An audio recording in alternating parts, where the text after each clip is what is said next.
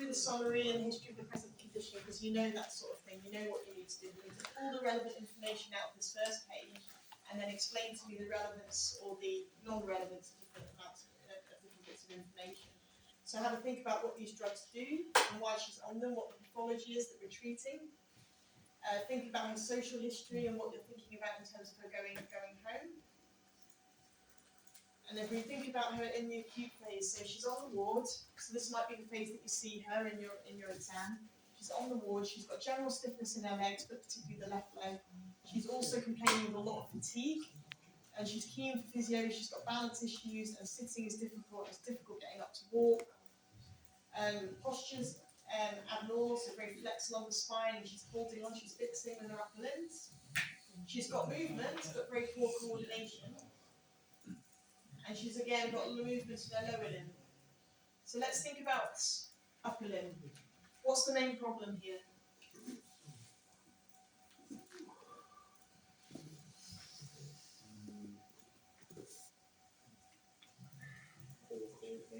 Poor coordination, okay. Yeah, so coordination is the issue, isn't it? She's ataxic. That suggests she might be quite low in tone as well because she's struggling to organise her movement. So she's got some stiffness in the right upper limb. That could be tone as well. So it's thinking these things through. So she's got poor coordination, she's got some stiffness.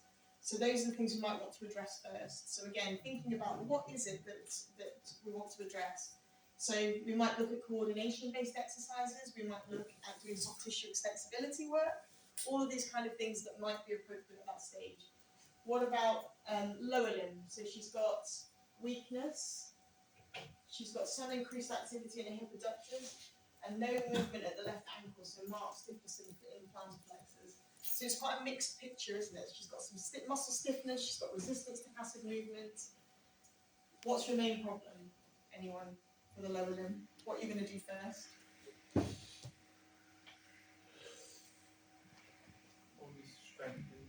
Strengthen, okay, so you would think about weakness, okay. So again, if you're thinking, so you're going to go down the weakness route, you need to think about what specific exercises you're going to give her.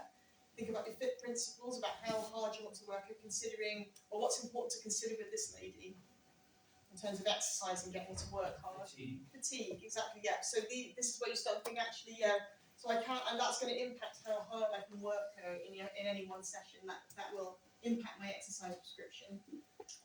Anyone else who do anything differently?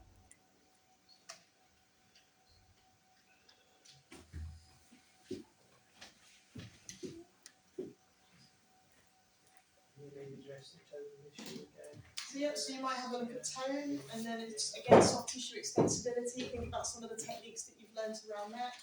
Thinking about stretching, the spasticity management lecture, that the asynchronous one that you have, will have lots of advice around managing those kind of things in from Abby. So talking about how we manage spasticity.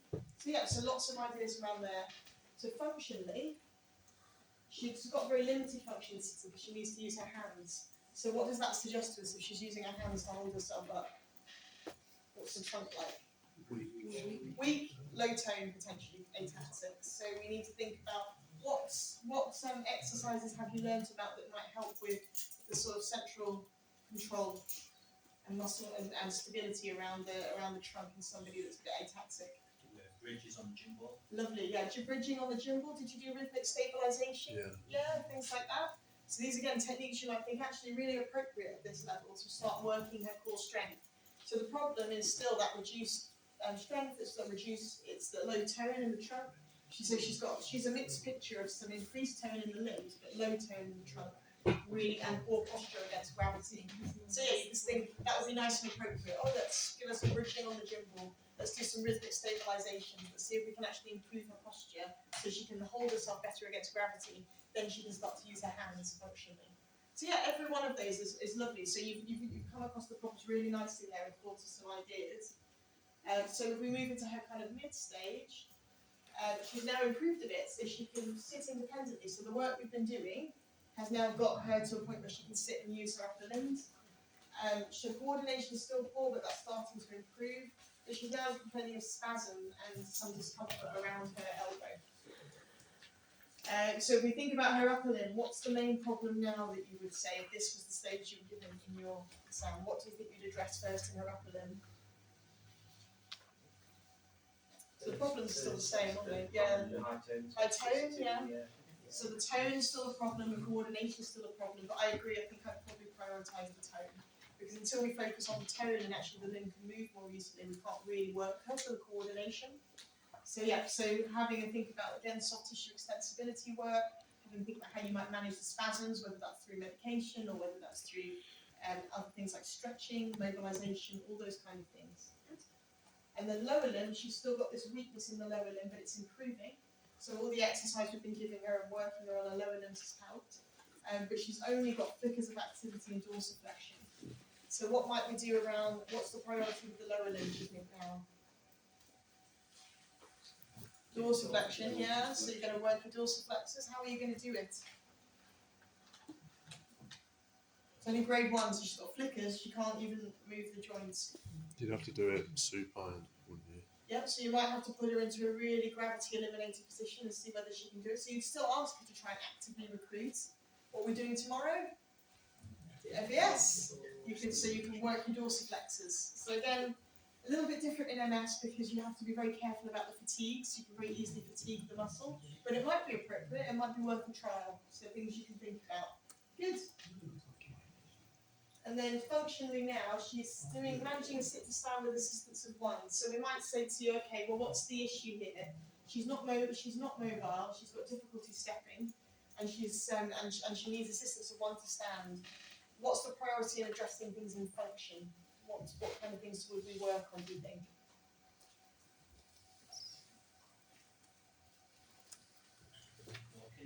Walking, okay. So walking's an issue, isn't it? Because she's got weakness, but she's also got this loss of dorsiflexion, so she's not going to be able to clear her foot. So then you might be thinking about AFO again, so let's orthotic to help her to walk, give her a bit more stability. Still need to be thinking about trunk. So things that you might have covered in your exercise session around trunk and strengthening trunk. Needs more stability around the pelvis, might get the gym ball out again, might do some things like that. Design your program to what you think she needs at this stage. And as long as you can justify it, that will be absolutely fine. And then when she gets out into the community, she's different again. So she's actually now improved her posture. So all that work we've been doing on her trunk and on her sort of extension is working really well. So she's now improved her posture. And fatigue is still a problem, but she can now exercise. So you can do a bit more with it because she's now a lot better. She's still struggling with her fine dexterous tasks. So although she's doing things and she's returned to kind of her activities of daily living, she's still struggling a bit. What do you think the priority is now in the upper limb? What's the main problem? Coordination. Okay, so it's shifted again, hasn't it? So tone is now not a big issue because we've addressed that, but actually still she's struggling with the kind of finger selectivity and dexterity. So you might need to now prescribe exercises that work on those particular things. So again, you need to look those things up. You need to think about what kind of tasks you might give her to practice. You don't have a huge amount of information here, so you can use your imagination as the kind of things you might use. But stuff like therapy putty, if you come across it, resistance work, resistance bands, things like that, you could give her to start strengthening the intrinsic muscles in the hand and working on finger selectivity. So you can think about things like finger tapping, any exercises really that you can think of that would work those individual fingers in kind of function. What about lower limbs then? So she's still got weakness, although it's improving, and she's got good selective control movement, but her dorsiflexion is still weak. What kinds of exercises are we thinking about now? So she's got grade 4 globally in them, but except for the dorsiflexion, which is grade 3. So what is grade 3? So through range, but not against gravity, so through range, yeah? So she can move in a gravity eliminated position all the way through range.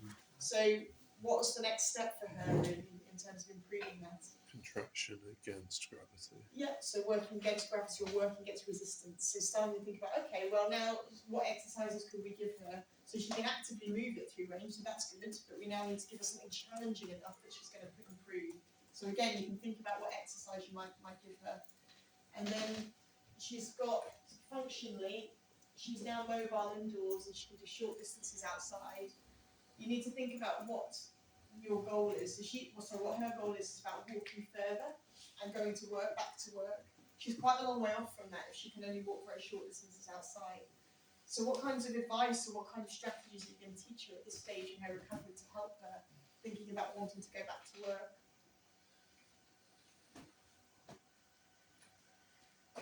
What did we talk about right back in the beginning that was going to limit us with how much exercise she could do? So thinking about strategies to manage her fatigue. Fatigue management, yeah, good. How much mess you use in her scheduling, what she's doing. Perfect, yeah, so managing her activity. So you can give lots of activity management advice, you can give her pacing advice so that she can manage her activity more effectively through the day. She needs to build her exercise tolerance, so you need to be working her hard enough that her exercise tolerance is going to increase. So if you go back to Rachel's slides from this morning, there's a really good slide that shows you what the recommendations are for MS at different levels. So think about where is she in this program and what kinds of activities does she need to be doing and how hard should she be working. Good. So that's a very brief overview of kind of what you would need to do in terms of your summary and your problem list at each stage. And that's what I would advise you to do. Everybody's problem list here will be different, but just think about how you're going to justify to your clinician that's examining you what you're going to do.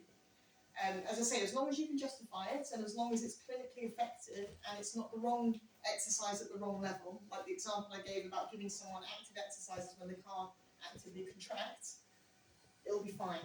So all of these things, they'll be fine. You just need to decide what's going to work best for the patient, in your opinion.